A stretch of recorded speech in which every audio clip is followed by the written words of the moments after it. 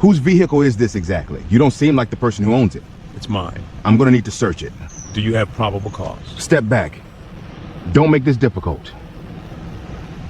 I'm Dr. Anthony Shaw, Administrator of the DEA.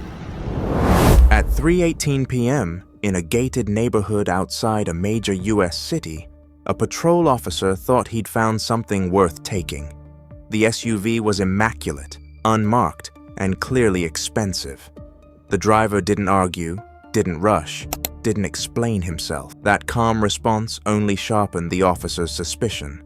From the moment the lights flashed, the questions weren't about speed or traffic violations.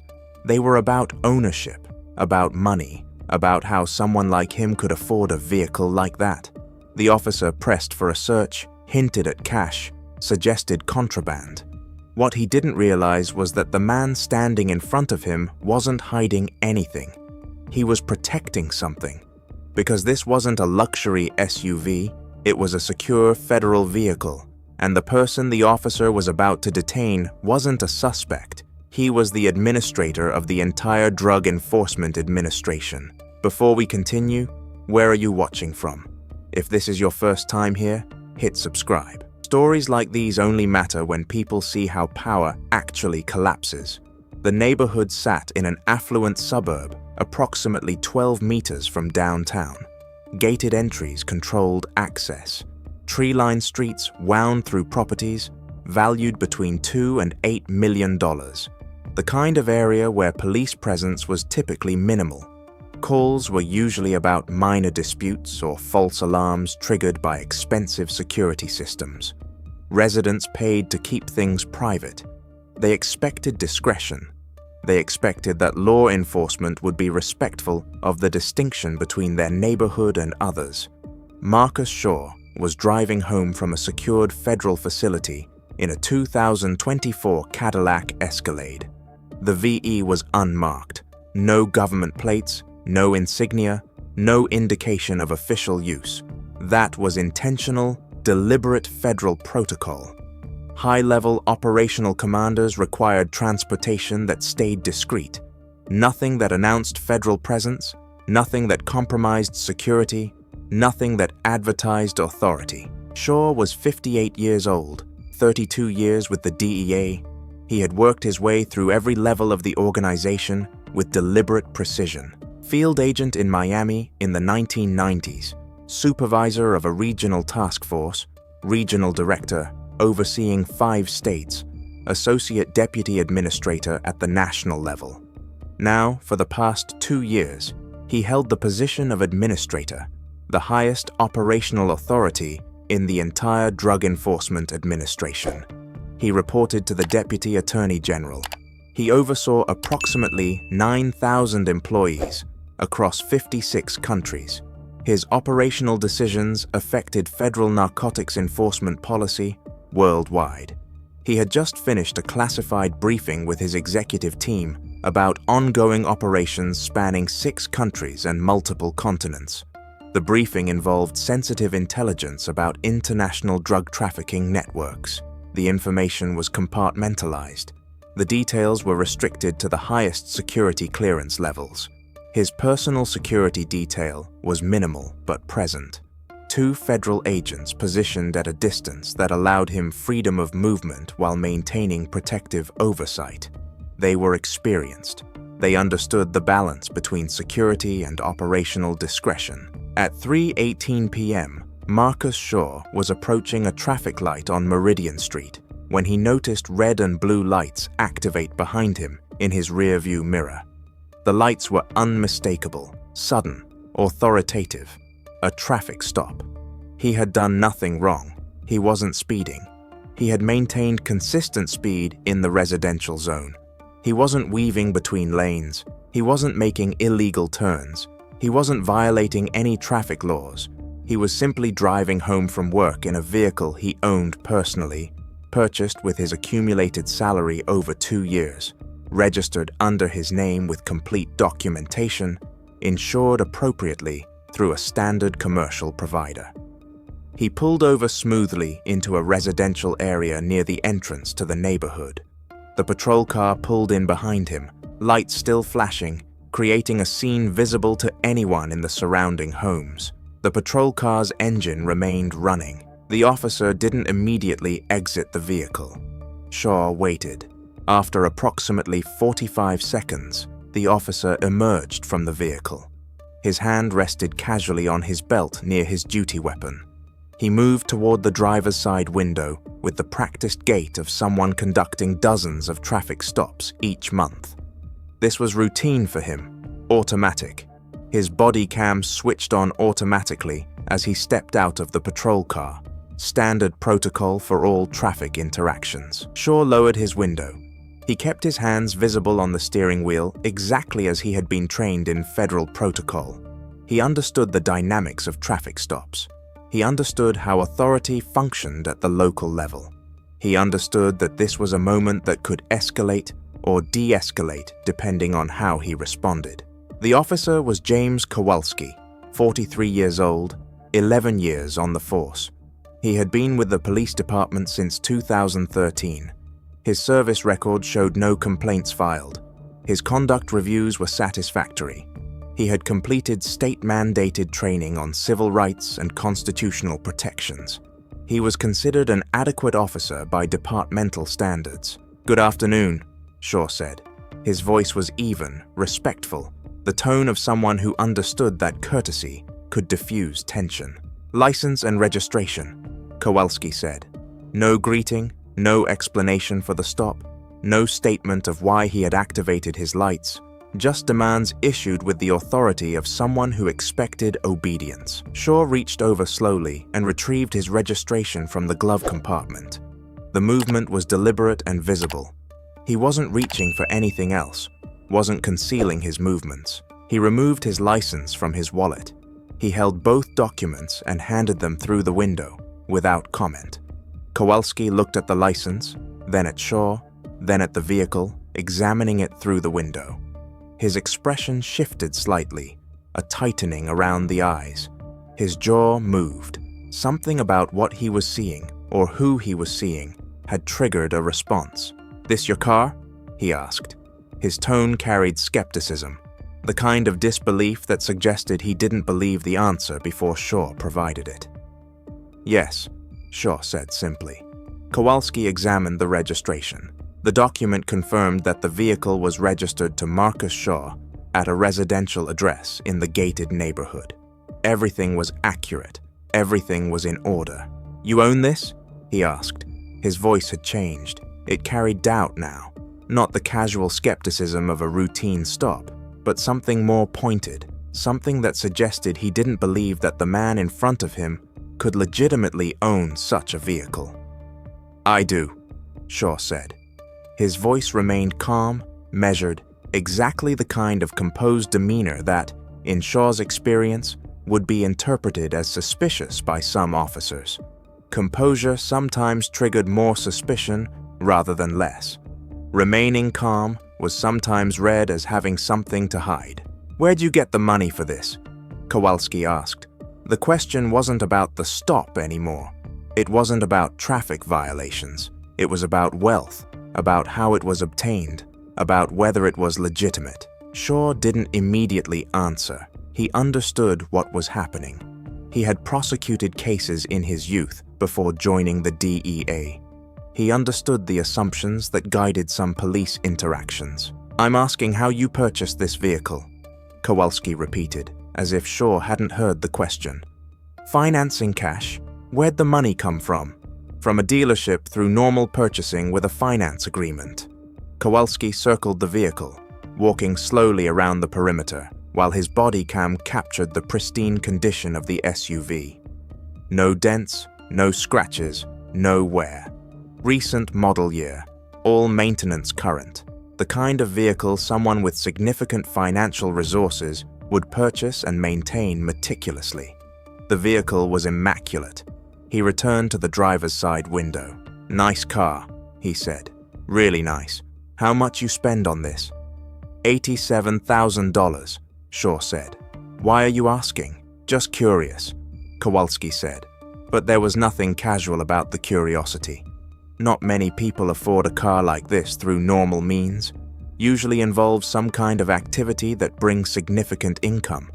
Narcotics, illegal enterprises, that sort of thing. Drug trafficking operations, money laundering, that's typically how people end up with vehicles this nice at your age. Shaw understood immediately and completely what was happening. He had seen this before in his career.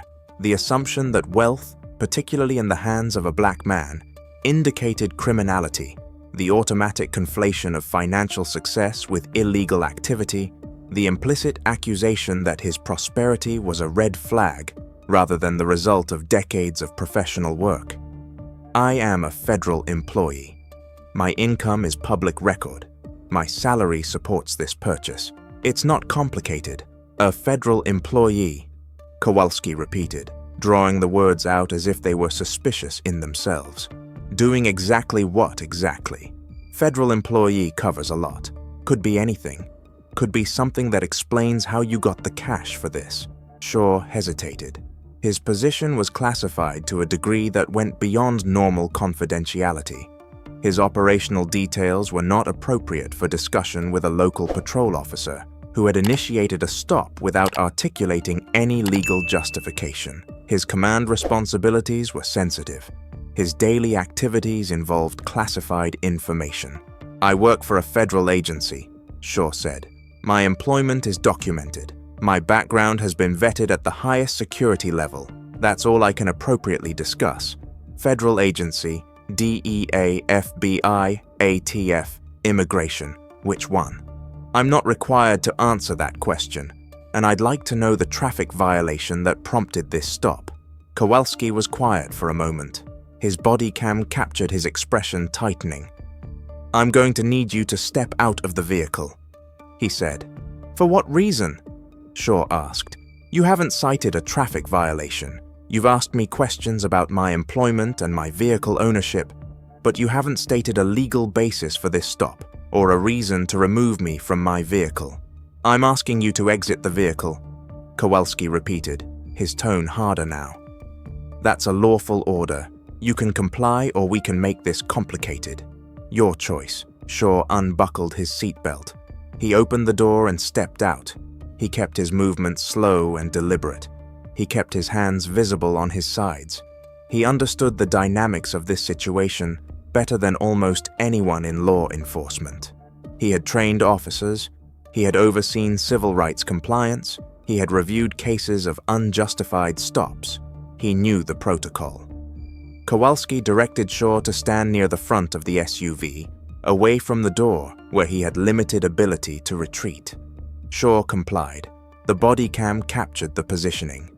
Shaw standing in open space in his home neighborhood, standing in a location where neighbors could see him, standing with his hands visible while a police officer maintained control of the vehicle and the interaction. You carrying any contraband in this vehicle? Kowalski asked. The word contraband was specific. It suggested drugs. It suggested weapons. It suggested something illegal. No, Shaw said. You transporting any cash? Any large amounts? No, Shaw said. Any narcotics? Any controlled substances? Any pharmaceutical medications not in a pharmacy container? No, Shaw said.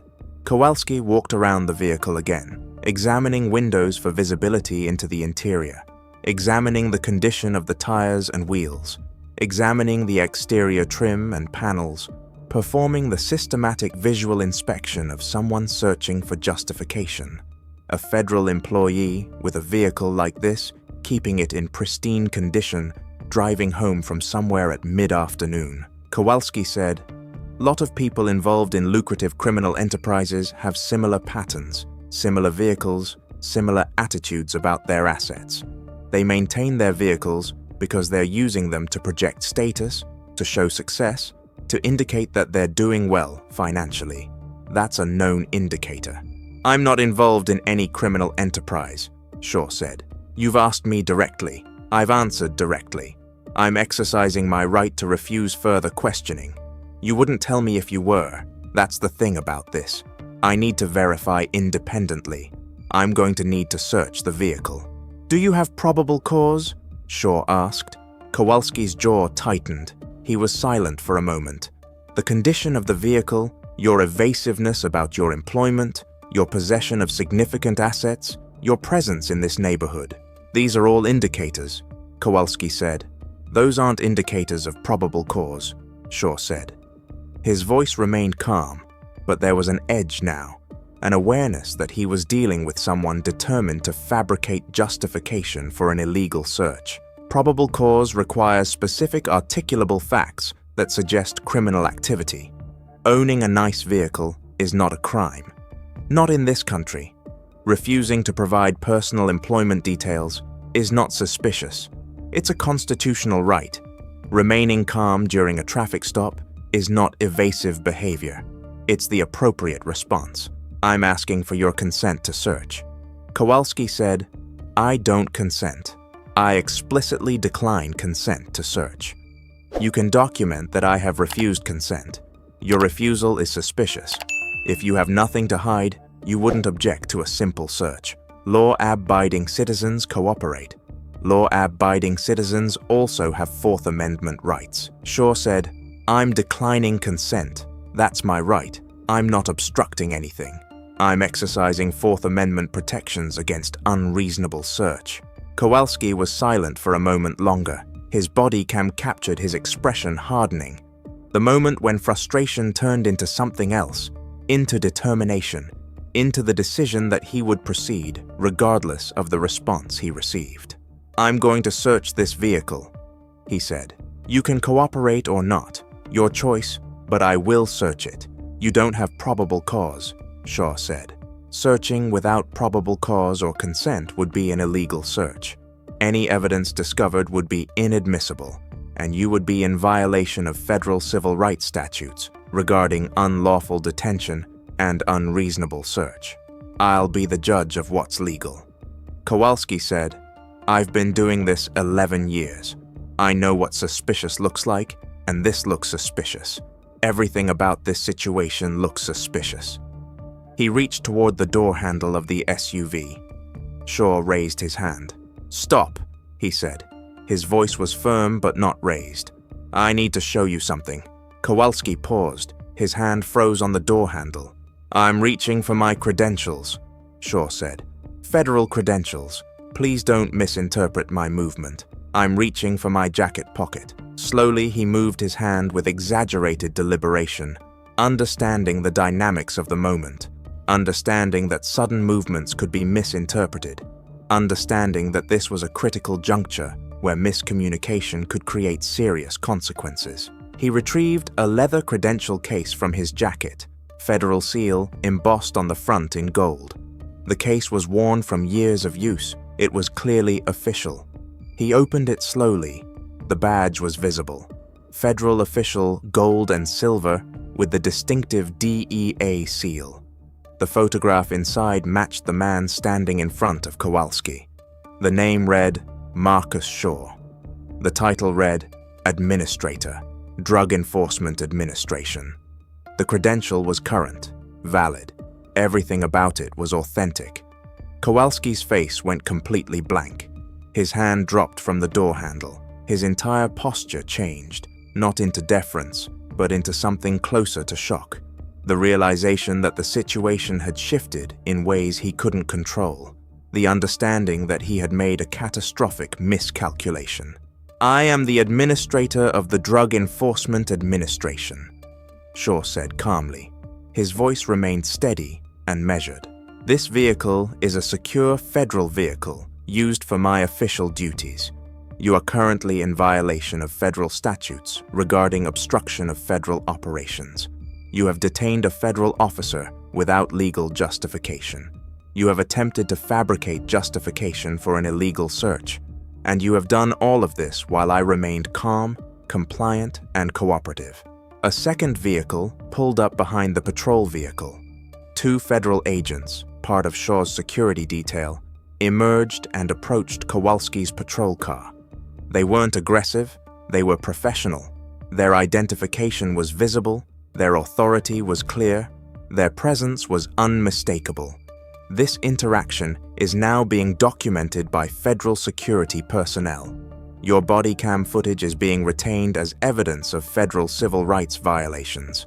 Your patrol vehicle's in-car camera footage is being secured, and this matter is being reported to the highest levels of federal law enforcement authority. The FBI's Civil Rights Division will be conducting a parallel investigation. Kowalski's supervisor, Captain David Rodriguez, arrived within 8 minutes. Rodriguez understood immediately from the federal presence what had occurred. He had been on the force for 22 years. He knew the protocol for federal involvement. He knew the implications. He pulled Kowalski aside and spoke to him in low, urgent tones, while Shaw remained standing near his vehicle, though calmly but visibly separate from the interaction. Rodriguez's face showed the strain of understanding the magnitude of what had just occurred under his officer's command. Federal agents took custody of Kowalski's body cam. They took Kowalski's patrol vehicle's in-car camera footage. They photographed Kowalski's uniform and weapon. They documented the exact location of the traffic stop, the time 3:18 p.m., the duration 11 minutes and 43 seconds, and the complete absence of any articulated traffic violation that had preceded the stop. They interviewed Shaw on scene, taking a comprehensive statement about the interaction. They obtained his security details observations. They documented the condition of his vehicle and the legitimacy of his registration. Within 12 minutes, calls were being made to the police department's chain of command. The chief of police was notified by Captain Rodriguez. The city's legal department was notified by the chief of police. The city manager was notified. By 3:47 p.m., the DEA's Inspector General Office had been contacted directly by Shaw's Federal Security Detail. By 4:05 p.m., the FBI's Civil Rights Division had received formal notification. By 4:15 p.m., the Department of Justice's Civil Rights Section had been contacted. Kowalski was removed from the traffic stop and placed in his patrol car. He was driven back to the police station without being read his rights. He wasn't under arrest, but he was effectively detained for questioning. His badge was secured. His weapon was secured. He was placed on immediate administrative leave pending investigation. Shaw was escorted back to his vehicle by federal agents. The security detail confirmed the integrity of the vehicle. No tampering, no damage, no evidence collection performed. Shaw was driven home in a follow-up vehicle, while federal personnel documented everything about the initial traffic stop. Photographs, measurements, the exact location where he had stood, the trajectory of Kowalski's sightlines. The body cam footage showed exactly what had occurred. The casual racism, the assumption of criminality based on wealth and race, the pressure for a search without legal justification, the refusal to accept legitimate reasons for declining to provide more information, the repeated returns to the vehicle's condition as evidence of suspicion, all of it documented, all of it recorded, all of it preserved as evidence of bias and civil rights violation. Internal Affairs opened an investigation into James Kowalski before he even returned to the police station. The investigation focused on this single interaction, but investigators immediately began pulling his complete record. They reviewed his previous traffic stops systematically. They examined patterns in his stops over the past 11 years of employment. What they found was striking and systematic. Over the past 3 years specifically, 73% of Kowalski's traffic stops involved black drivers. Over the past 5 years, the percentage was 68%. Of the stops involving black drivers, only 18% resulted in citations or warnings. 37% resulted in searches being requested without probable cause. Of those searches for which documentation existed, drug paraphernalia, or cash, was allegedly discovered in 40% of cases. The pattern suggested that Kowalski's searches were targeting specific demographics, and that when documentation was unavailable or incomplete, he had discretion to claim discoveries that may not have actually occurred. The pattern suggested systematic bias. Internal Affairs submitted its initial findings within 5 days. The investigation was thorough and detailed.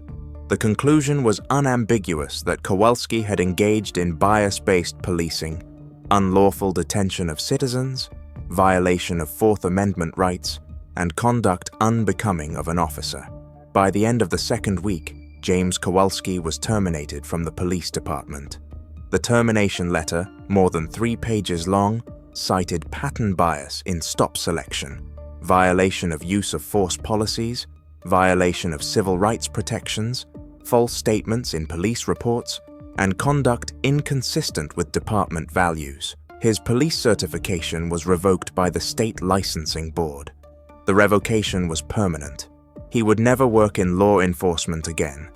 Any future employment would have to disclose the reason for his police decertification.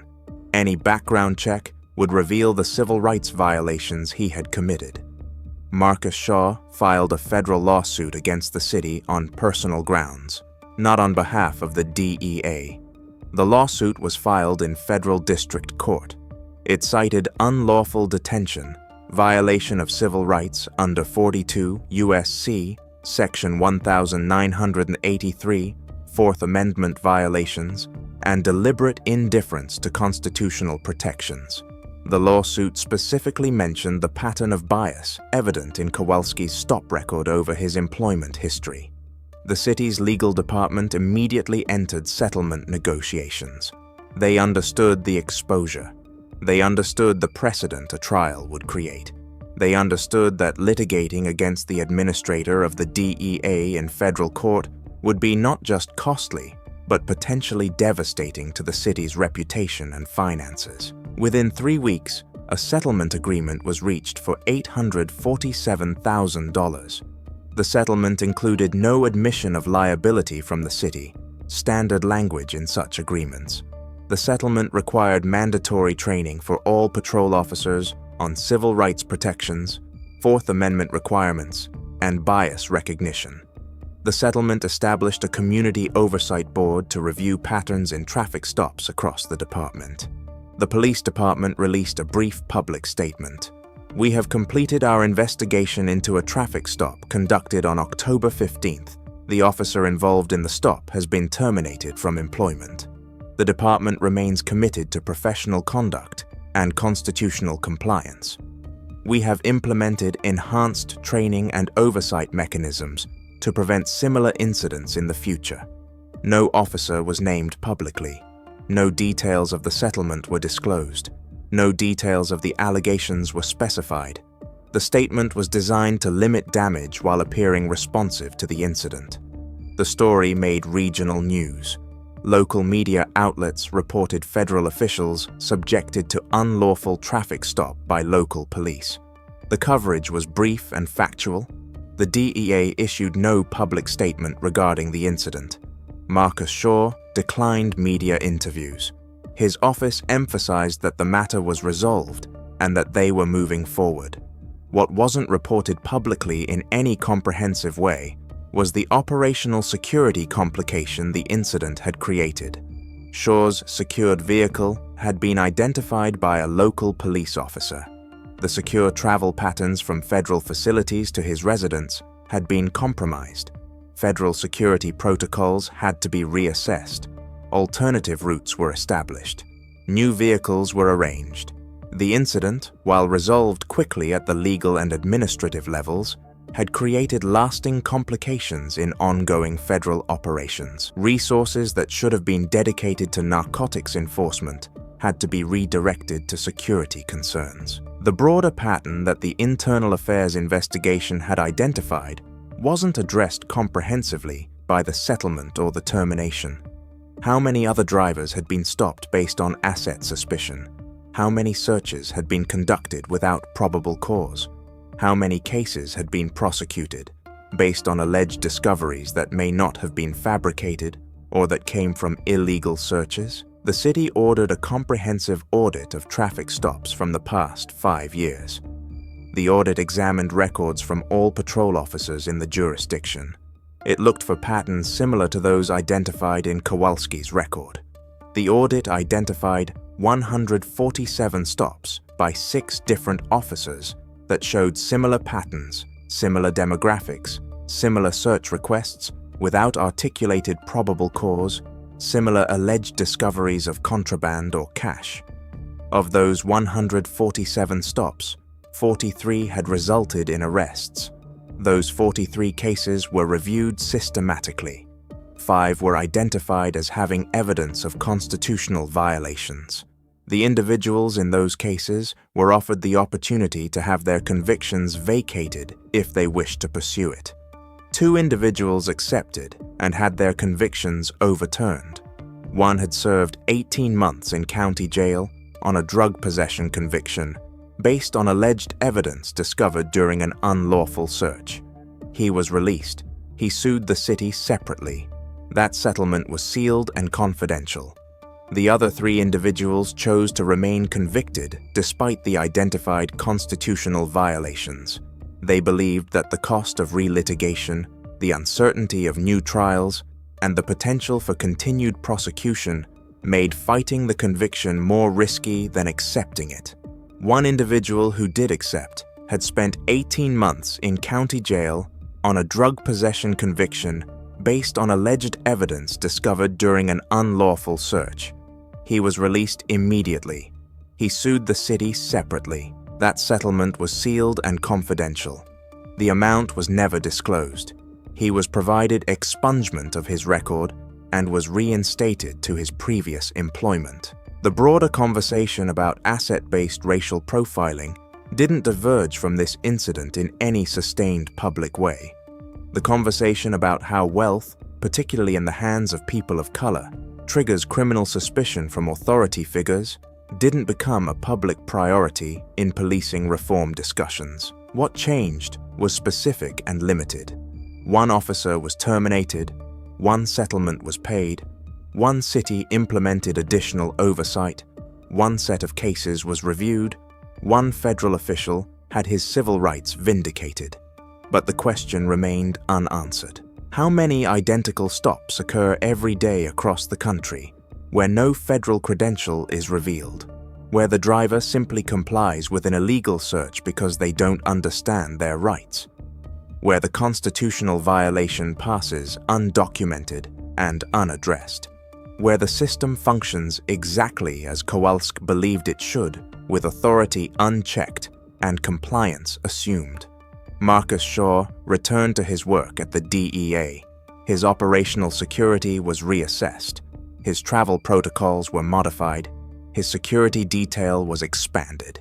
He continued his duties as administrator, aware that this incident, this single traffic stop in a gated neighborhood, lasting 11 minutes and 43 seconds, had exposed vulnerabilities in federal operational security and had forced a painful reckoning with the reality of how race and wealth intersected in law enforcement interactions. The vehicle remained in his personal possession. He continued to drive it. He understood that the stop, while resolved, had demonstrated how assumptions about wealth and race could override training, policy, and constitutional protections. He understood that he had been privileged by his federal position. He understood that most people didn't have that privilege. Where are you watching from? Drop your location in the comments. And if this story showed you something about asset-based profiling and the assumption that wealth equals guilt, hit subscribe. Because what happens when silence is mistaken for weakness matters. It matters when federal authority has to assert itself against local law enforcement making unfounded assumptions. It matters when wealth in certain hands is treated as inherent guilt. And it matters most when the person being stopped has the power to hold the system accountable, because most people don't. This story ended with justice, because one man had federal credentials and federal resources. But that raises the hardest question.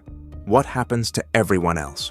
What happens to the person without credentials, without federal protection, without the resources to sue, without the institutional power to trigger investigations? That's where the real story is. And that's the story that doesn't get told until someone with power decides it's worth telling.